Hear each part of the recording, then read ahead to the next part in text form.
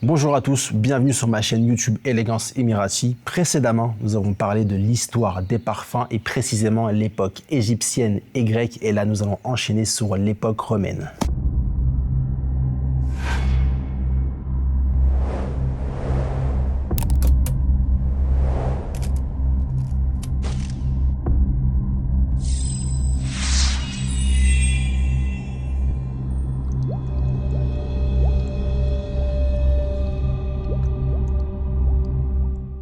Les Romains avaient la réputation d'exagérer dans tout, et le parfum ne fait pas exception. Des bains parfumés, des vêtements trempés d'essence, des banquets où les invités étaient aspergés d'odeurs précieuses. Certains empereurs étaient obsédés au point d'en faire un symbole de leur puissance. Alors, comment Rome est-elle devenue l'âge d'or du parfum antique? C'est ce qu'on va découvrir ensemble. Le parfum arrive à Rome dès le 2e siècle avant notre ère. Les conquêtes en Orient ouvrent de nouvelles routes commerciales, l'Arabie, l'Inde, l'Égypte, par Alexandrie, Antioche et le port de des cargaisons entières d'encens, de myrrhe et d'huile odorante inondent l'Empire. Les Romains reprennent l'héritage grec et égyptien, mais ils l'adaptent à leur propre mode de vie. On retrouve des amphores parfumées dans les ruines de Pompéi, figées depuis l'éruption de l'an 79. Preuve que le parfum faisait déjà partie intégrante du quotidien romain. À Rome, le parfum ne se limitait pas aux temples ou aux élites. Il entrait partout, dans les bains publics où l'eau pouvait être parfumée à la rose ou au safran, sur les vêtements trempés dans des essences avant d'être portés, sur les cheveux et la barbe enduits d'huile parfumée. Certains maîtres allaient même jusqu'à parfumer leurs chiens ou leurs chevaux. L'historien Sénèque raconte qu'à son époque, certains citoyens dépensaient plus en parfum qu'en nourriture. Et pour les Romains, ce n'était pas un simple luxe, c'était un signe de raffinement, mais aussi d'hygiène. Dans les termes, les esclaves massaient les corps avec des huiles parfumées. On utilisait ensuite un strigil, une lame courbée en métal pour racler la peau. Ce mélange d'huile et de sueur, appelé gloios, était parfois récupéré et vendu comme produit médicinal ou aphrodisiaque. Mais c'est surtout avec les empereurs que les parfums atteignent des sommets parfois absurdes. L'empereur Néron, par exemple, organisait des banquets dans lesquels des fontaines diffusaient du vin et des parfums. Suétone raconte qu'il faisait pleuvoir des pétales parfumés sur ses invités au point que certains en seraient morts étouffés. Plus tard, au IIIe siècle, l'empereur Élagabal est décrit comme une personne obsédée par les odeurs. Lors de ces fêtes, il faisait brûler tellement d'encens et de résine que l'odeur envahissait tout un quartier de Rome. Mais tout le monde n'appréciait pas ces excès. L'écrivain Pline l'Ancien, dans son Histoire naturelle, dénonçait la folie romaine pour les parfums importés, accusant cette passion de ruiner l'économie et de corrompre les mœurs. Rome, déjà à cette époque, vivait donc un débat. Le parfum raffinement suprême ou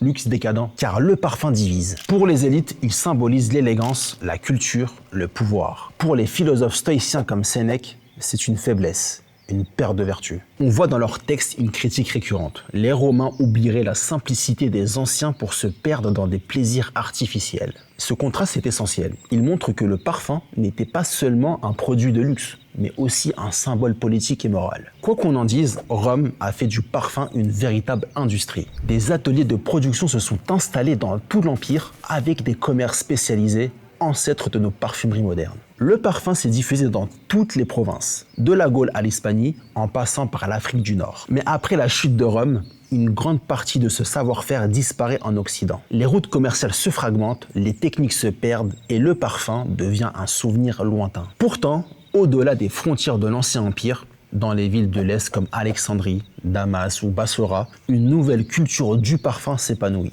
Là, le commerce continue, les techniques s'affinent et le parfum change de nature. Les savoirs gréco-romains sont traduits, étudiés, perfectionnés. Ce sont les savants du monde arabe qui vont reprendre ce flambeau et lui donner une nouvelle dimension scientifique, artistique et même spirituelle. Rome a porté le parfum à son apogée antique. Des temples d'Égypte aux banquets de Néron, il est devenu un luxe quotidien, parfois extravagant, mais toujours chargé de sens. Mais après la chute de l'Empire, l'Occident plonge dans une période de silence olfactif. Le parfum, autrefois symbole de pouvoir et de beauté, devient suspect, voire oublié. Pourtant, pendant que l'Europe se détourne des senteurs, une autre civilisation s'en empare et la perfectionne. À Bagdad, à Damas, à Cordoue, le parfum devient une science, un art et un commerce florissant. Dans le prochain épisode, on part au cœur du Moyen-Orient, là où le parfum connaît une renaissance spectaculaire, avant de revenir plus tard en Europe avec le Moyen-Âge. Et voilà pour cette histoire sur l'Antiquité romaine avec le parfum. J'espère que vous avez aimé. Likez, abonnez-vous pour ne rien rater et surtout, restez parfumés.